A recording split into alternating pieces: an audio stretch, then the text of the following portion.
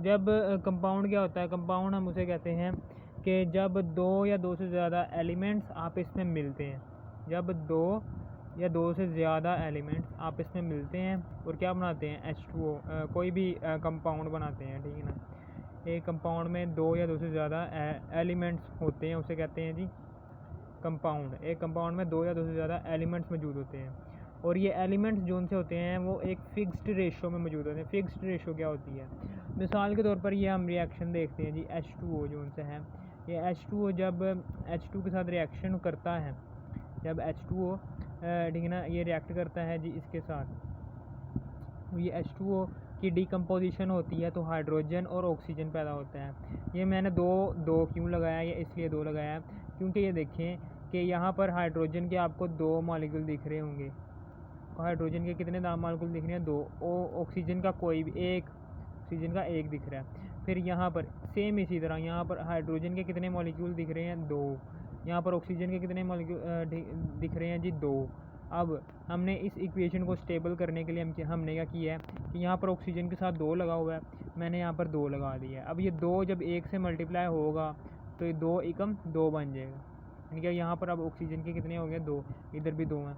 फिर इसी तरह ये है ऑक्सीजन, यहाँ पर हाइड्रोजन के कितने हैं, दो दूनी चार, यहाँ पर कितने हैं, दो दूनी चार। ये क्या हो गई है, हमारी इक्वेशन स्टेबल हो गई है। अब उसके बाद हमने ठीक है ना, जब हम नीचे मैंने क्या किया हुआ है, नीचे मैंने एटॉमिक मास दर्ज किया हुआ है। एटॉमिक मास क्या होता है, ठीक है ना, हम आगे पढ़ेंगे। हाइड्रोजन का एटॉमिक मास 1 होता है, ऑक्सीजन का एटॉमिक मास 16 होता है। तो मैंने हाइड्रोजन के एटॉमिक मास में 1 दर्ज किया और इसके बाहर 2 लगा दिया, फिर प्लस, फिर ऑक्सीजन के एटॉमिक मास यहाँ पर 16 हैं। जब ये आपस में मल्टीप्लाई होंगे इसका मतलब क्या है, इनके बीच में क्या है, प्लस, ठीक है ना। फिर इसी तरह हाइड्रोजन है, हाइड्रोजन का एटॉमिक मास क्या होता है, 1 है। इसके जो उनसे ये बाहर क्या लगा हुआ है, 2, इस 2 को भूल जाओ क्योंकि ये इक्वेशन को स्टेबल करने के लिए लगाया है, ठीक है। ये इक्वेशन को स्टेबल करने के लिए लगाया है, ना कि हमने यहाँ पर नीचे लिखने के लिए। सिर्फ ये वाला 2 बाहर आ जाएगा, फिर प्लस, फिर ये ऑक्सीजन का कितना एटॉमिक मास होता है, 16, ऑक्सीजन का 16 होता है। अब उसके बाद यहाँ पर क्या, ठीक है ना, 2 एकम 2, 16, 17, 18, ये 18 आ गया। फिर इसी तरह 2 एकम 2, 2 में प्लस किया, 16, 18 आ गया। यानी कि ये देखो, ये अब इक्वेशन क्या हो गया, स्टेबल। अगर ठीक है ना, यानी कि H2O का एटॉमिक मास जो उनसे होता है वो हाइड्रोजन और ऑक्सीजन के बराबर है। समझ आ गई, यानी कि जब हम हाइड्रोजन और ऑक्सीजन के ही बराबर है, ठीक है ना। अब इसका मतलब ये नहीं है कि H2O जो उनसा होता है इसकी प्रॉपर्टीज़ भी, ठीक है ना, इसकी जो उनसी फ़िज़िकल प्रॉपर्टीज़ होंगी वो हाइड्रोजन और ऑक्सीजन से मिलेंगी, नहीं, क्योंकि H2O पानी है, हाइड्रोजन और ऑक्सीजन ये क्या है, गैस। साफ साफ फ़र्क नज़र आ रहा है इनकी फ़िज़िकल प्रॉपर्टीज़ में, दोनों गैसेस हैं और ये क्या है, पानी है, माय है, लिक्विड है। ये देखिए फ़िज़िकल प्रॉपर्टीज़, यानी कि एक कंपाउंड में क्या होता है, जब दो एलिमेंट्स आपस में मिलकर एक कंपाउंड बनाते हैं ना, तो ठीक है ना, दोनों एलिमेंट्स की अपनी अपनी खसूसियात, अपनी अपनी physical properties, both elements finished their physical properties totally, and when another compound is ready, this compound is not similar to that elements, which properties do not match his parent elements। Okay हो गया, यानी कि compound की अपने parent elements के जो उनसी properties हैं उनसे क्या फ़िज़िकल प्रॉपर्टी से मैच नहीं करेगी। ओके हो गया, मैंने आपको ये बता दिया। फिर उसके बाद सेम इसी तरह कार्बन डाइऑक्साइड है, ठीक है ना, जब ये टूटता है तो ये कार्बन और ऑक्सीजन बनता है। कार्बन डाइऑक्साइड एक गैस है, ठीक है ना। अब इनमें क्या फ़र्क है, कार्बन जो उनसे होता है ये कोक होता है, ये क्या है, कोक, ठीक है, कोक। और ये ऑक्सीजन क्या है, ये गैस, ये ऑक्सीजन एक गैस है। अब ये जो सी ऑक्सीजन है ये हम इनहेल करते हैं, हम अपने अंदर लेकर जाते हैं, ठीक है ना, जबकि कार्बन डाइऑक्साइड हम खारिज करते हैं। फिर इसी तरह जो उनसे दरख्त हैं वो कार्बन डाइऑक्साइड इनहेल करते हैं और ऑक्सीजन बाहर निकालते हैं, ठीक है ना। इसी तरह इनकी भी क्या है, अगर कार्बन डाइऑक्साइड हम इनहेल करने लग पड़े तो हम मर जाएंगे, ठीक है। ओके हो गया, समझ आ गई। यानी कि ये दोनों पेरेंट एलिमेंट्स जो उनसे हैं ये अपने बेटे वाली खसूसियात नहीं रखते, ठीक है ना, यानी कि इनकी फ़िज़िकल प्रॉपर्टीज़ आपस में यह बहुत बार पूछा जाता है कि भाई इज़ इस compound has similar property with their parent elements. No, ठीक है ना, नो फिजिकल प्रॉपर्टीज़ एक जैसी नहीं होंगी। ओके हो गया, समझ आ गई। फिर उसके बाद हमने कंपाउंड देखना है।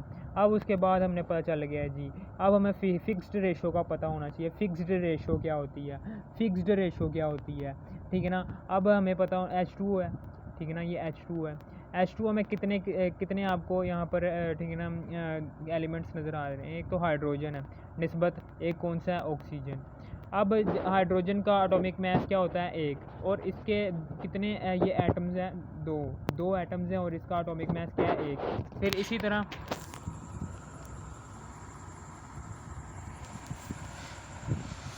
तरह यहाँ पर ऑक्सीजन है।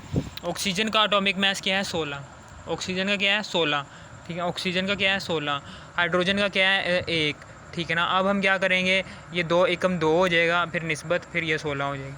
अब हम ये कट करेंगे, ठीक है ना, 2 एकम 2 और ये 2 8 16, 2 के पहाड़े में ये दोनों कैंसिल हो रहे हैं, ठीक है ना।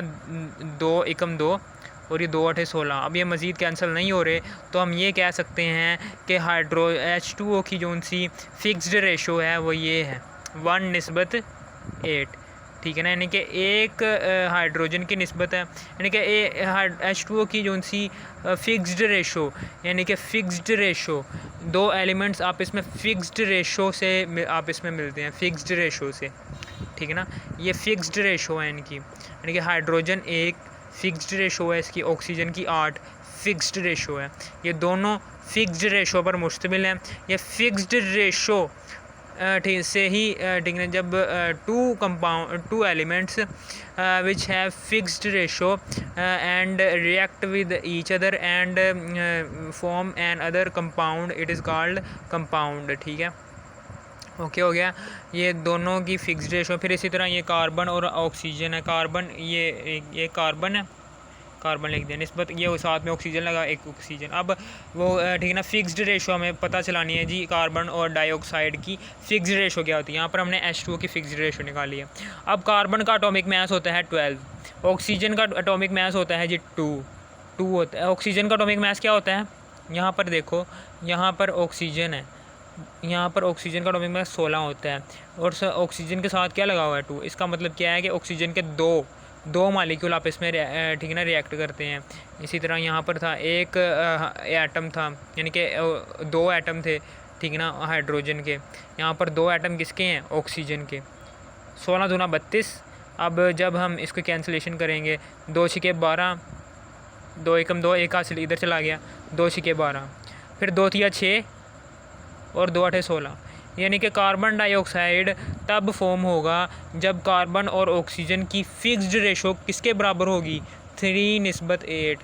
अगर यहाँ पर 4:8 होता, ठीक है ना, तो ये कार्बन डाइऑक्साइड नहीं बनेगी, ठीक है। अगर कार्बन और ऑक्सीजन की फिक्स्ड रेशो 3:8 होगी तभी कार्बन डाइऑक्साइड बनेगी, अदरवाइज़ नहीं बनेगी। ये फिक्स्ड रेशो का पता चल गया किसे कहते हैं। ओके हो गया, समझ आ गई सर, मुझे समझ आ गई। यहाँ पर हमेशा एटॉमिक मास लिखते हैं, ठीक है ना, समझ आ गई आपको।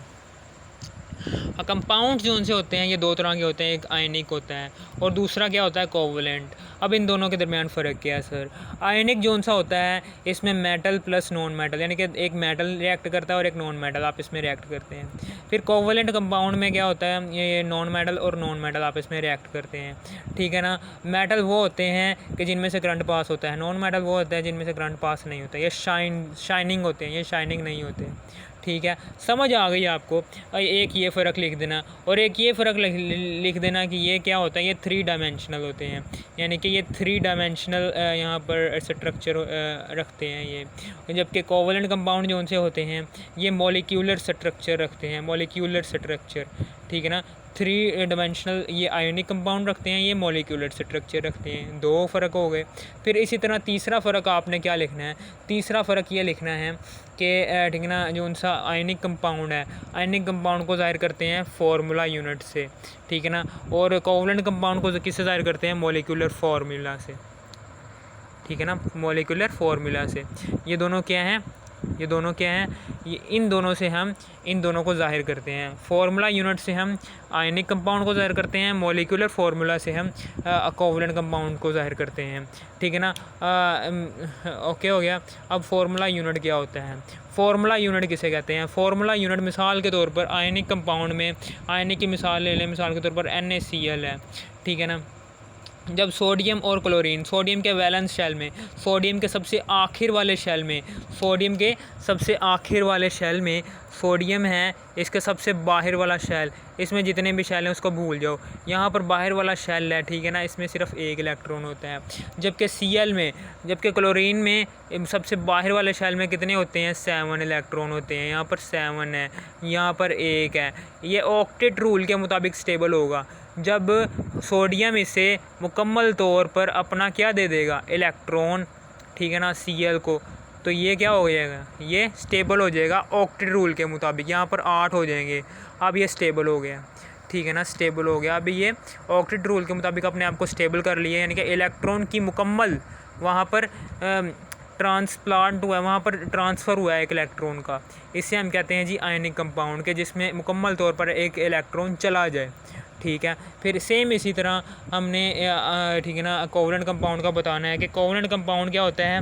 ये म्यूचुअल शेयरिंग होती है, इसमें जो सा इलेक्ट्रॉन तो पूरा चला गया, आयनिक कंपाउंड में तो पूरा इलेक्ट्रॉन चला गया एक एलिमेंट से ठीक है ना, एक एलिमेंट से दूसरे एलिमेंट की तरफ ट्रांसफ़र हो गया, लेकिन यहाँ पर म्यूचुअल शेयरिंग है, ठीक है ना। कोवलेंट कंपाउंड में ठीक है ना, मैं आपको ये बता दूँ कि यहाँ पर एक छोटी सी बात मैं आपको बता सकता हूँ, ठीक है ना, वो ये है कि जो उनसे ये Na और ये Cl पॉजिटिव हैं और ये नेगेटिव है, ये दोनों मुखालिफ आयन्स हैं, ये दोनों मुखालिफ आयन्स हैं। इसको पॉजिटिव नेगेटिव को ऐसे समझें, ये दोनों मैग्नेट हैं जो आपस में चिपक जाएंगे। जब ये चिपक जाएंगे तो हम इसे फोर्स लगाएंगे, ये फोर्स लगाएंगे बहुत ज़्यादा इसको खींचने की, कि ये दोनों आपस में इतनी मजबूती से जकड़ जाते हैं ना कि इनको तोड़ने के लिए, इस बॉन्ड को ब्रेक करने के लिए बहुत ज़्यादा हमें हीट प्रोवाइड करनी पड़ती है, फिर जाके ये बॉन्ड टूटता है। और ये हीट की ज़्यादा देने की वजह से इसके मेल्टिंग और बॉइलिंग पॉइंट्स क्या हो जाते हैं, ज़्यादा, ठीक है ना। ज़्यादा हीट देने की वजह से इसके बॉइलिंग और मेल्टिंग पॉइंट क्या होते हैं, इसलिए ज़्यादा होते हैं। Kbr पोटाशियम एक ठीक है ना एक मेटल है, इसके आखिर में मीम आ रहा है इसलिए ये एक मेटल है। ब्रोमीन है, इसके आखिर में मीम नहीं आ रहा इसलिए नॉन मेटल है, ठीक है ना। ये आपस में इसके भी बहुत ज़्यादा बॉन्ड एनर्जी है क्योंकि प्लस है, ये नेगेटिव है। Copper sulphate, copper plus, sulphate negative, ठीक है। ओके हो गया, समझ आ गई। कॉपर क्या, ये कॉपर क्या है, ये भी एक मेटल है। सल्फेट क्या है, ये नॉन मेटल है। कॉपर इसके आखिर में मीम नहीं आ रहा, इसका मतलब ये नहीं है कि ये नॉन मेटल है, ठीक है ना। कुछ मेटल्स ऐसी होती हैं कि जिनके आखिर में मीम नहीं आ रहा होता, ठीक है ना। इस कॉपर है, ठीक है ना, ये एक मेटल है, ठीक है। अब ये कापर, या आपने कई लोगों ने से सुना होगा कापर तांबा ये वो, या अक्सर वो मकान बनाने वगैरह में इस्तेमाल होता है कापर, ठीक है। ये कापर जो सा होता है, कापर सल्फेट और पोटाशियम ब्रोमाइड, ठीक है ना, ये भी क्या है, ये आयनिक बॉन्ड से आपस में जुड़े हुए हैं। इनके बॉइलिंग और मेल्टिंग पॉइंट्स क्या हैं, ज़्यादा। Kbr CuSO4 और ये NaCl, ये इन तीनों को हम क्या कहते हैं, फार्मूला यूनिट्स। फार्मूला यूनिट्स किसे ज़ाहिर करते हैं, आयनिक कंपाउंड को। फिर इसी तरह कोवलेंट है, कोवलेंट को मॉलिक्यूलर फॉर्म कहते हैं, मॉलिक्यूलर फॉर्म से ही हम इसे ज़ाहिर करते हैं। ये कोवलेंट कंपाउंड जो उनसे होते हैं ये इनका 3D स्ट्रक्चर होता है, जबकि कोवलेंट कंपाउंड का क्या होता है, मॉलिक्यूलर स्ट्रक्चर, यानी कि एक मॉलिक्यूलर स्ट्रक्चर होता है, ये मॉलिक्यूलर फॉर्म, ठीक है ना। मॉलिक्यूलर एक मॉलिक्यूल होता है। सर मॉलिक्यूल किसे कहते हैं, मॉलिक्यूल उसे कहते हैं कि जिसमें ठीक है ना, जिसमें ये मॉलिक्यूल किसे कहते हैं सर, कि जिसमें शेयरिंग ऑफ इलेक्ट्रॉन, यानी कि आपस में इलेक्ट्रॉन जब शेयरिंग कर लेते हैं तो वो एक मॉलिक्यूल एक जुड़ जाते हैं आपस में, ठीक है ना, आपस में जुड़ जाते हैं। NaCl जो उनसे है, ठीक है ना। यहाँ पर बॉन्ड ये मैंने इसलिए बनाया है, ठीक है। ओके हो गया, समझ आ गई आपको। ये बॉन्ड नहीं टूटेगा, ठीक है ना, ये बॉन्ड टूट जाएगा। क्यों बॉन्ड टूटेगा, क्योंकि ये देखें ये ऑक्सीजन है, ठीक है ना, समझ आ गई।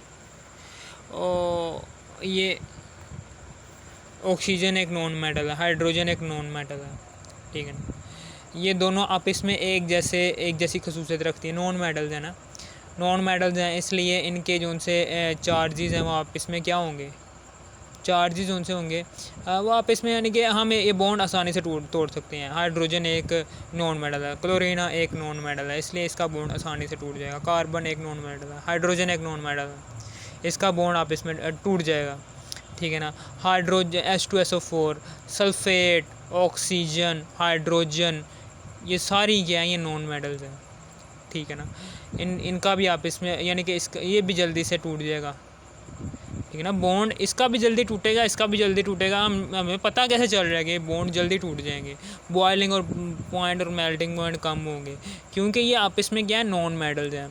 नॉन मेटल्स जब नॉन मेटल्स को आपस में खींचती हैं ना, तो इनका बॉन्ड जो सा होता है वो कमज़ोर होता है, ठीक है ना। इसको हम आसानी से ब्रेक कर सकते हैं, कोई मुश्किल बात नहीं है। हम हीट देंगे, टूट जाएगा, ये आराम से टूट जाएगा। समझ आ गई अब क्या होता है ये, मैंने आपको ब्रीफ डिटेल समझाई है यहाँ पर, ठीक है ना, कि मॉलिक्यूलर फार्मूला में की और फार्मूला यूनिट्स की, ठीक है ना, मैंने आपको ब्रीफ डिटेल समझाई है, ठीक है। आपने ये सारा याद करना है और जैसे मैंने समझाया है बिल्कुल सेम वैसा ही लिखना है। ओके हो गया, समझ आ गई।